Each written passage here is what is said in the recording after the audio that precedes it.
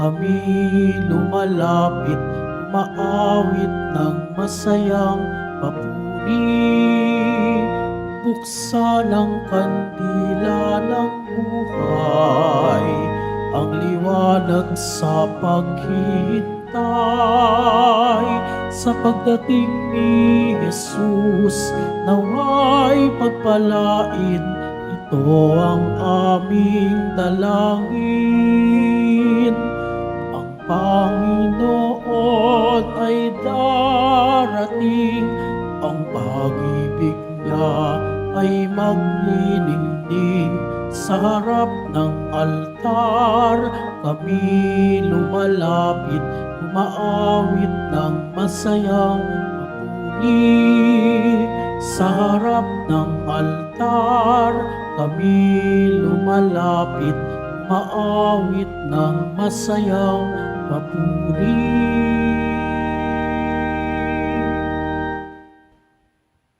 Sa ngalan ng Ama at ng Anak at ng Espiritu Santo, Amen. sumainyo ang Panginoon. At sumayo rin.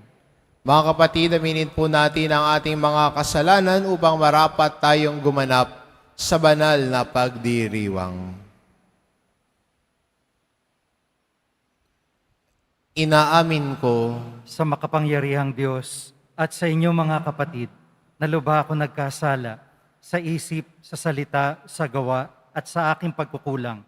Kaya isinasamo ko sa mahal na Birheng Maria, sa lahat ng mga anghel at mga banal, at sa inyo mga kapatid na ako'y panalangin sa Panginoong ating Diyos. kaawaan tayo ng makapangyarihang Diyos, patawarin tayo sa ating mga kasalanan, at patnubayan tayo sa buhay na walang hanggan. Amen. Panginoon, kaawaan mo kami. Panginoon, kaawaan mo kami. Kristo, kaawaan mo kami. Kristo, kaawaan mo kami. Panginoon, kaawaan mo kami. Panginoon, kaawaan mo kami. Manalangin tayo. Ama naming makapangyarihan, kasihan mo kami ng iyong pagmamahal upang kaming nakabatid sa pagbabalita ng anghel tungkol sa nagkakatawan taong ng anak mo ay makapakinabang sa kanyang pagpapakasakit at pagkamatay sa krus sa pagsapit namin sa pagkabuhay niya sa langit sa pamamagitan niya kasama ng Espiritu Santo magpa sa walang hanggan. Amen. Magsiupo muna po ang lahat. Pagbasa mula sa aklat ni Propeta Mikas. Ito ang sinasabi ng Panginoon. Bethlehem Ephrata, bagamat pinakamaliit ka sa maangkan ni Huda, ay sa iyo magmumula ang isang maghahari sa Israel. Ang pinagmulay buhat pa ng una, mula pa noong unang panahon. Kaya nga, ang bayan ng Panginoon ay ibibigay niya sa kamay ng mga kaaway hanggang sa isilang ng babae ang sanggol na maghahari. Pagkatapos, babalik sa Israel ang nalabi sa bansang ito. Pagdating ng haring yaon, pamamahalaan niya ang Israel sa pamamagitan ng kapangyarihan ng Panginoon. Taglay niya ang kadakilaan ng pangalan ng Panginoon na kanyang Diyos. At ang Israel ay mamumuhay na ligtas, sapagkat ang haring yaon ay kikilalanin ng buong sanlibutan. Sa kanya magmumula ang kapayapaan natin. Ang salita ng Diyos. Salamat sa Diyos. Akitin mo poong mahal, iligtas kamit tanglawan. Akitin mo pong mahal, iligtas kami tanglawan. Pastol ng Israel, kami ay pakinggan.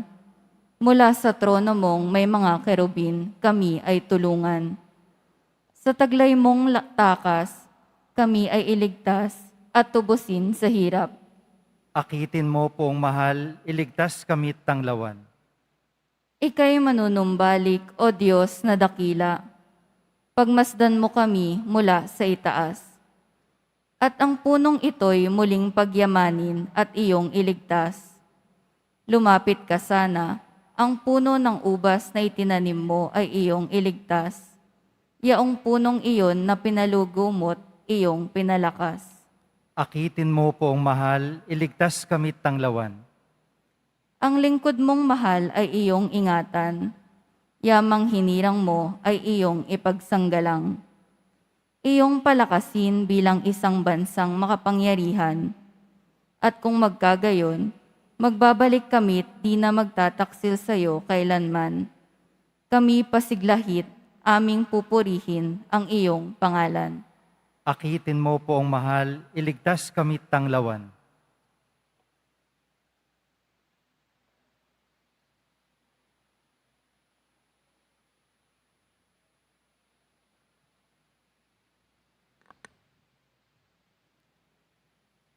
Pagbasa mula sa sulat sa mga Hebreo. Noong si Kristo'y manaog sa sanlibutan, sinabi niya sa Diyos, "Ang mga hain at handog na mga hayop ay hindi mo ibig. Kaya't inihanda mo ang aking katawan upang maging hain.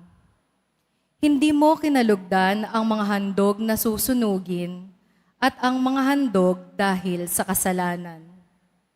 Kaya't aking sinabi, narito ako, O Diyos, upang tupdin ang iyong kalooban, ayon sa nasusulat sa kasulatan tungkol sa akin."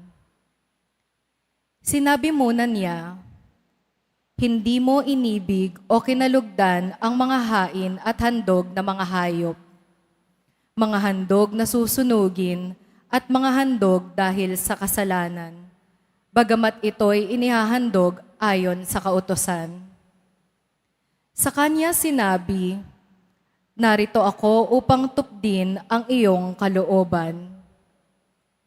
Inalis ng Diyos ang unang handog at pinalitan ng handog ni Kristo. At dahil sa kanyang pagsunod sa kalooban ng Diyos, nilinis tayo ni Hesukristo sa ating mga kasalanan, sa pamamagitan ng minsang paghahandog ng kanyang sarili, at iyo'y sapat na. Ang salita ng Diyos. Salamat sa Diyos. Magsitayo po tayong lahat.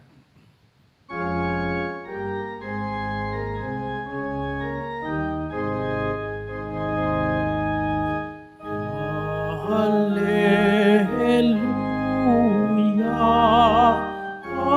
hallelujah,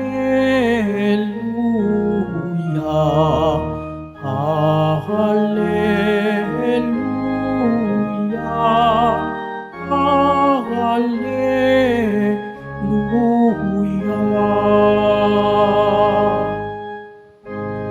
Narito ang lingkod ng Diyos, maganap nawa ng lubos ang salita mong kaloob.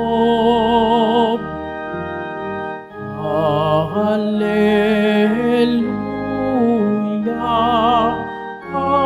hallelujah, hallelujah, hallelujah.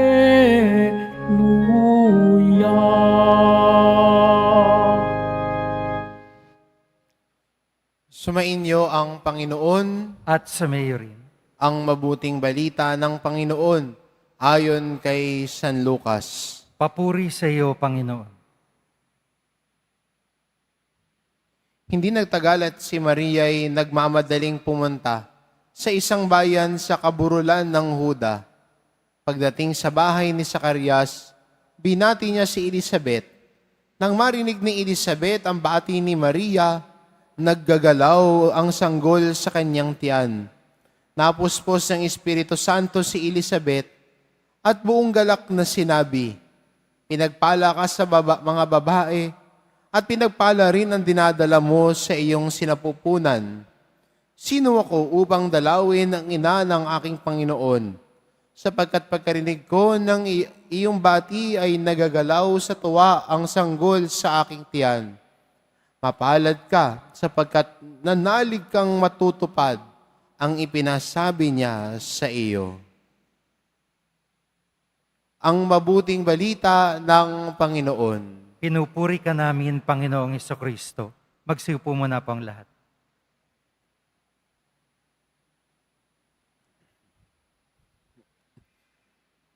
Marahil marami ang gusto na maging dakila, maging sikat. Yung pangalan ay kilala ng lahat. Pangalan mo palang naririnig, ay rings a bell already. Iba gusto maging viral. Gusto maging sikat. Umaasam na yung sinayaw niya sa TikTok ay maging 1 million views. Pero, ang kabuluhan ba ng buhay ay nakasalalay doon? Na maging sikat tayo, na maging kilala tayo, na maging popular tayo. Sa atin nung unang pagbasa, sinabi ni Propeta Mikas, ikaw, Bethlehem, Ephata, bagamat pinakamaliit ka sa mga angkan ni Huda, ay sa iyo magmumula ang isang maghahari sa Israel. Sa sinabi ni Mika, bagamat maliit ang bayan ng Bethlehem, at kung titignan natin sa mapa, maliit lang. Parang hindi pansinin. Pero what made Bethlehem great and exalted is because of the Lord. Ang Diyos ang nagtaas ng pinakamababa. At maganda para sa atin, no, bilang Kristiyano, na ito sana yung naisin natin. Nataglayin natin ang pangalan ng Panginoon. Yun ang mag-aangat sa atin. Ang nakabandera sa atin ay ang pangalan ng Panginoon. Hindi yung pagnanais na maging sikat at kilala. Kasi ang kasikatan, lilipas yan. Yung viral nga noong January, nakalimutan nyo na ngayon, di ba? Di ba? Yung nag-viral nga at sumikat noong June, hindi ko na nga maalala eh. At minsan naalala ko, may mga kausap po ako at dumating sa punto na feeling ko out of place na ako sa usapan. Kasi yung pinag-uusapan nila, artista. Hindi naman po sa updated din naman ako. Yung mga bago hindi ko nakilala, no? Pero eto, mas matindi. At tinanong sa akin, Father, kilala mo ba si ganito, si ganyan? Sabi ko, hindi eh. Napakasikat ho nila. Dati, nung 70s, Father, sikat na sikat sila. Ang sagot ko, 1988 po ako pinanganak eh. Hindi ko huwata naabutan yung mga artista na yan. Hindi ko na ho kilala yan. Gumanon sila, ay, Father. Ay ko, huli kayo. Alam ko na edad niyo. Nadulas kayo, no? Pero kung titignan naman natin, di ba? Yung ganitong kasikatan, lilipas, mawawala. Ganun ang iniisip natin ng pagiging dakila. Dakila ka kung sikat ka. Dakila ka kung kilala ka ng lahat. Dakila ka kung meron ka 10 alalay na bumubuntot sa iyo. Pero that is not the meaning of life. That is not where we find meaning in our lives. We find meaning in the Lord. Ang may likha ng buhay, pag siya ang nasumpungan, siya ang niyakap, may kabuluhan ang ating buhay. At paano ba natin madadala ang pangalan ng Panginoon kung saan tayo pupunta? Kung titignan natin ang ating ikalawang pagbasa, hinambing sa atin ng sulat sa Hebreo, ang pag-aalay ni Jesus.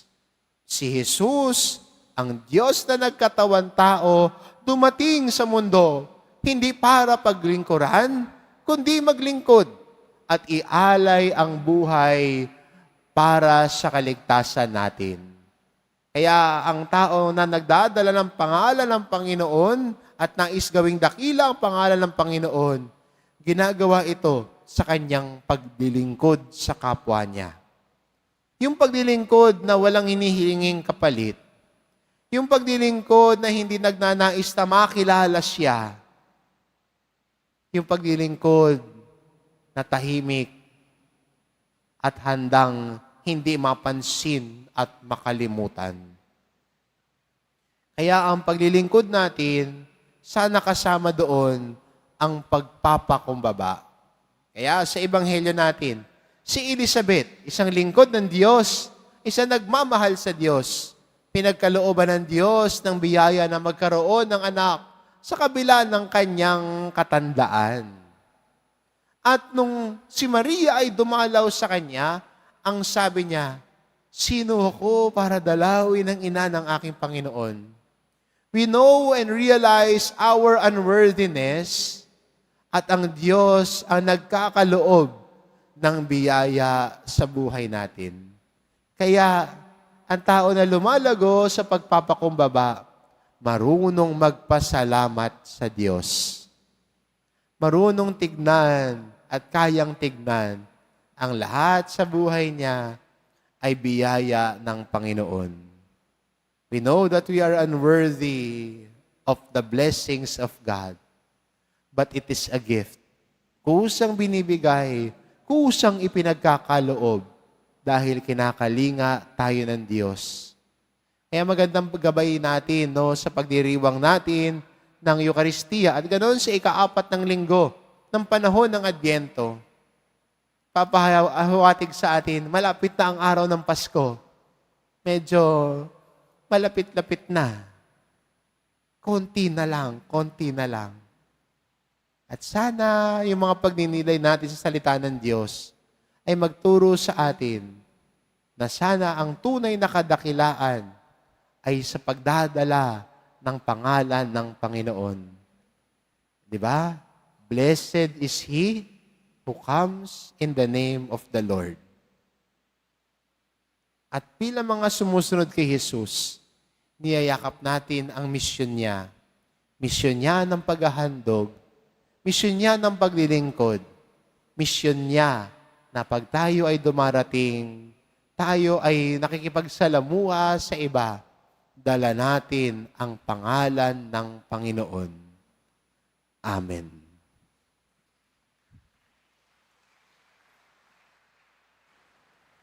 Magsitayo po ang lahat.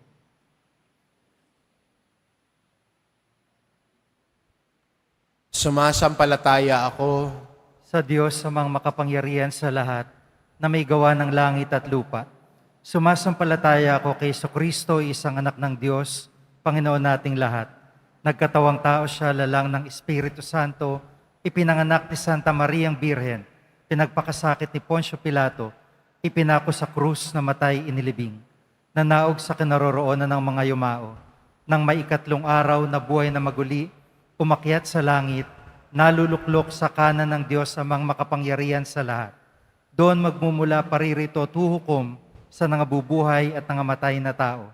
Sumasampalataya naman ako sa Diyos Espiritu Santo, sa banal na simbahang katolika, sa kasamahan ng mga banal, sa kapatawaran ng mga kasalanan, sa pagkabuhay na muli ng nangamatay na tao, at sa buhay na walang hanggan. Amen. Kami dumadalangin ngayon sa iyo, Ama, na tulad ni na Maria at Elizabeth, buong galak at kababaang loob nawa naming tanggapin ang manunubos sa aming puso't kalooban.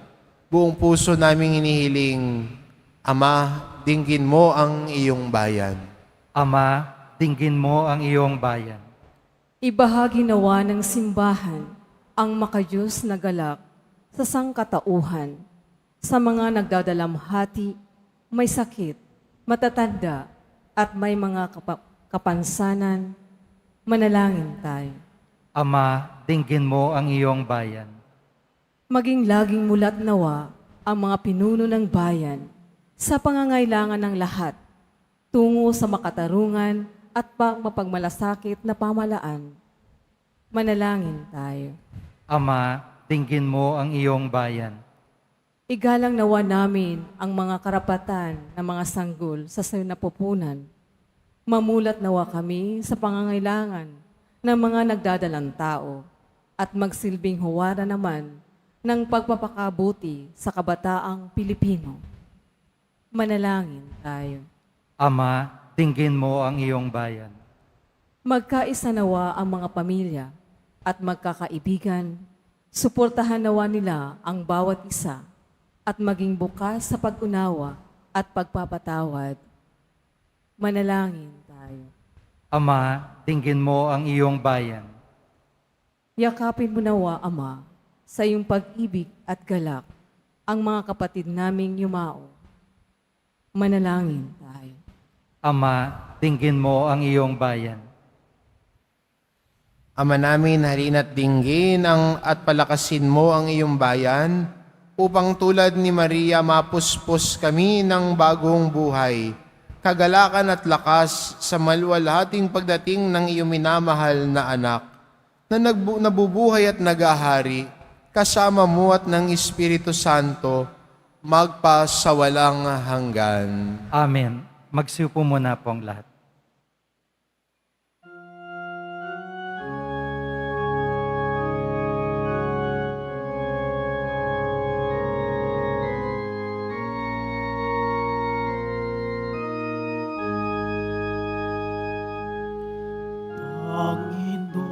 Panginoong Diyos, Ama,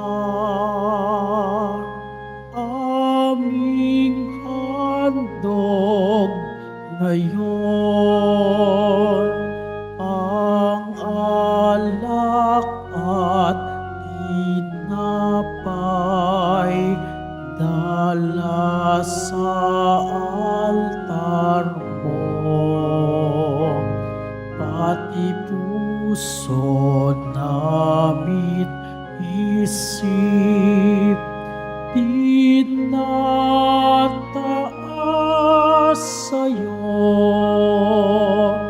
habang naghihintay kami kay Kristong darating.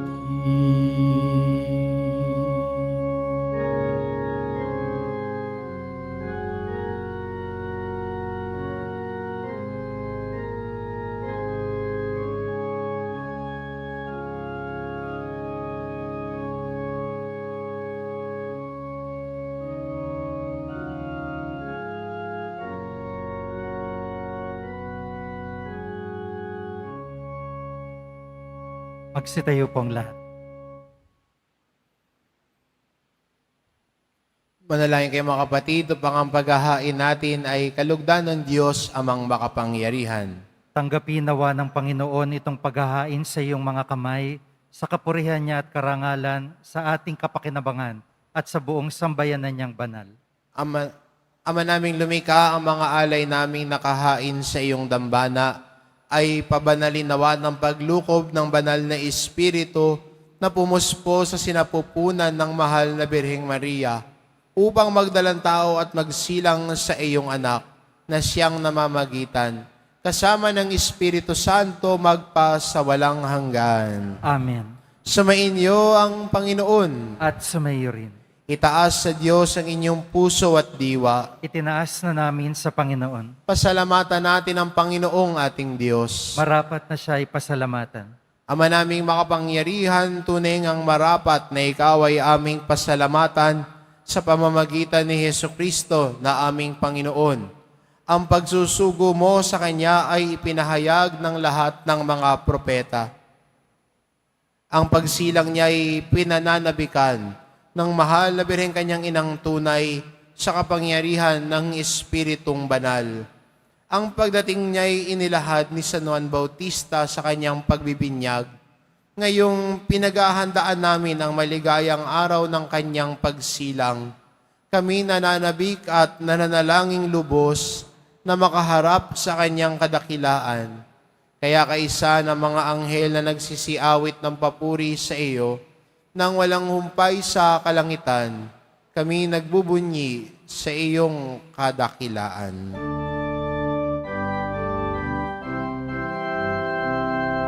Santo, Santo, Santo, Panginoong Diyos ng mga hukbo. Napupuno ang langit at lupa ng kadakilaan mo. Hosana, Hosana sa kaitaasan. Hosana, Hosana sa kaitaasan. Pinagpala ang naparirito sa ngalan ng Panginoon. Hosana, Hosana sa kaitaasan. Hosana, Hosana sa kaitaasan. Magsilod po ang lahat. Ama naming banal, ikaw ang bukal ng tanang kabanalan, kaya't sa pamamagitan ng iyong Espiritu, gawin mong banal ang kaloob na ito, upang para sa amin maging katawan at dugo ng aming Panginoong Hesukristo. Bago niya pinagtiis ang kusang loob na maging handog, hinawakan niya ang tinapay, pinasalamatan kanya. Pinagati-hati niya iyon, iniabot sa kanyang mga alagad at sinabi, "Tanggapin ninyong lahat ito at kanin. Ito ang aking katawan na ihahandog para sa inyo."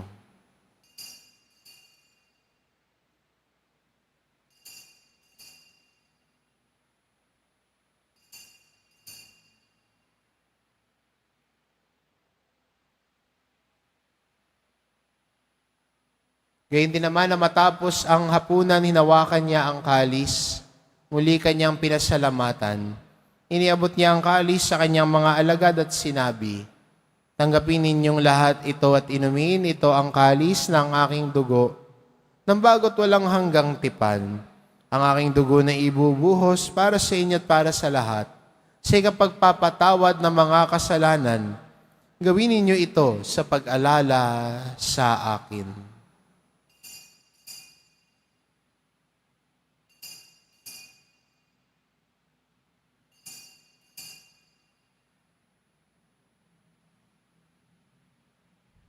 Magsitayo po ang lahat.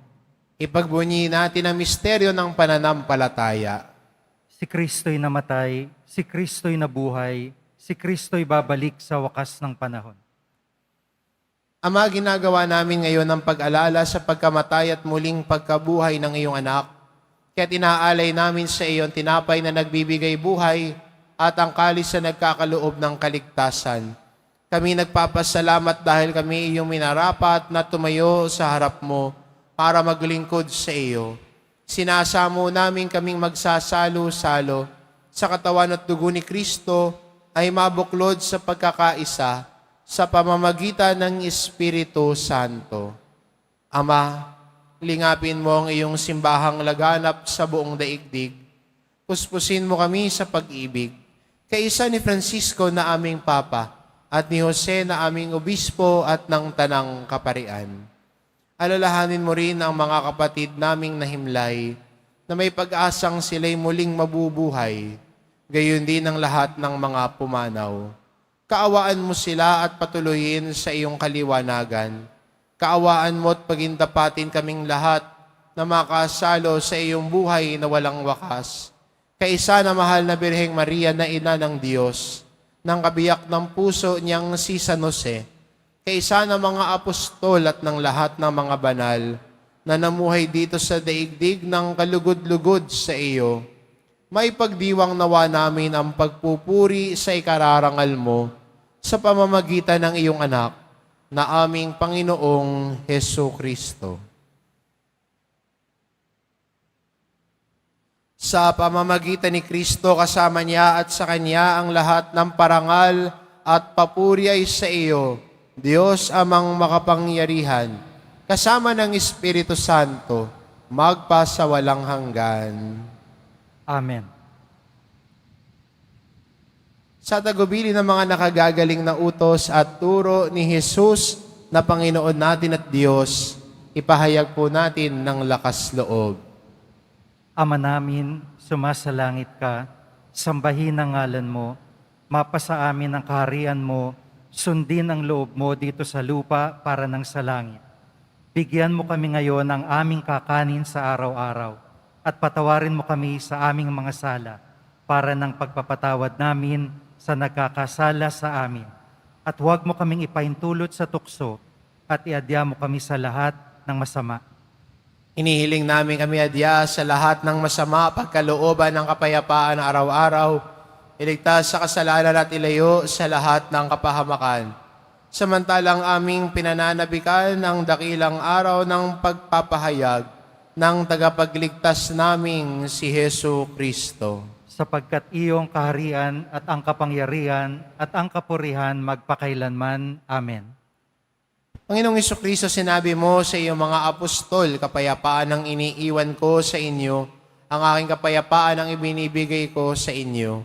Tungayan mo ang aming pananampalataya at huwag ang aming pagkakasala. Pagkalooban mo kami ng kapayapaan at pagkakaisa, ayon sa iyong kalooban, kasama ng Espiritu Santo, magpasawalang hanggan. Amen. Ang kapayapaan ng Panginoon ay laging sumainyo. At sumayo rin. Magbigayan kayo ng kapayapaan sa isa't isa.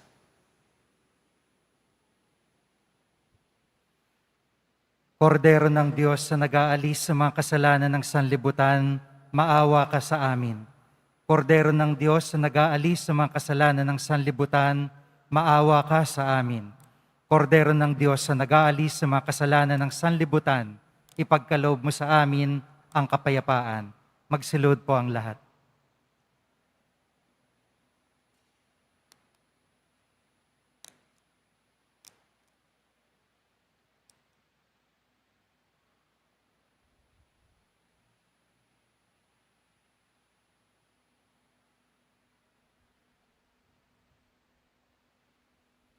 Itong kordero ng Diyos, ito nag-aalis ng kasalanan ng sanlibutan.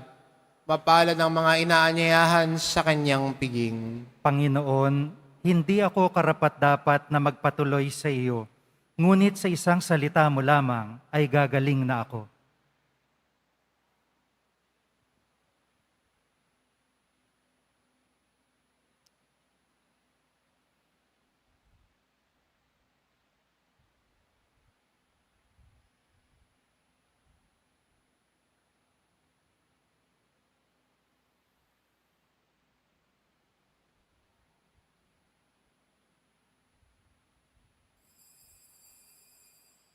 Para po sa lahat ng tatanggap ng banal na komunyon, sasagot po tayo ng amen pagkasabi ng pari o lay minister ng katawan ni Kristo. At isubo agad sa bibig bago mali sa harapan ng pari o lay minister. Sumunod po tayo.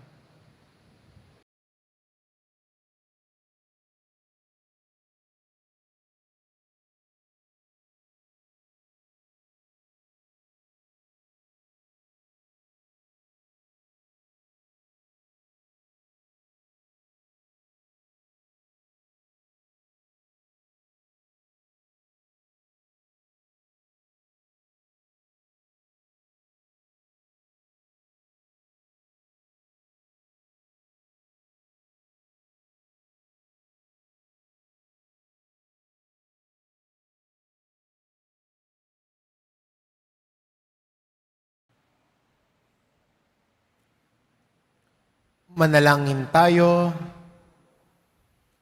Ama namin mapagmahal, amin ang pinagsaluhan, ang piging na nagbibigay buhay, habang papalapit ang dakilang kapistahan ng Pasko. Lalo nawa kaming makinabang ng may pananabik sa pagiging marapat sa pagdiriwang sa pagsilang ng anak mo. na siyang namamagitan, kasama ng Espiritu Santo, magpa sa walang hanggan. Amen. Sumainyo ang Panginoon. At sumayo rin. Mahal na pong Jesus Nazareno, inihayag mo ang sa pamamagitan ng krus, ang walang maliw na pag-ibig ng Diyos sa sangkatauhan. Pakinggan mo ang kahilingan ng iyong angkan, lalo na para sa mga nangangailangan ng iyong tulong at awa. Makamtanawa namin ang iyong kasagutan ng may utang na loob na tinatanaw. Basbasan din po ninyo itong mga imahin at dasalan upang lalo kaming manalangin at magtiwala sa pamamagitan ng bendisyon na ito. Naway lalo kaming maging mapaglingkod, masunurin na tapat sa iyo na aming maluwalhating Panginoon, magpa sa walang hanggan. Amen. At pagpalain kayo ng ating mapagmahal na Diyos, ang Ama at ang Anak at ang Espiritu Santo. Amen. Humayo kayo, taglay ang kapayapaan ng poong Jesus Nazareno. Salamat sa Diyos.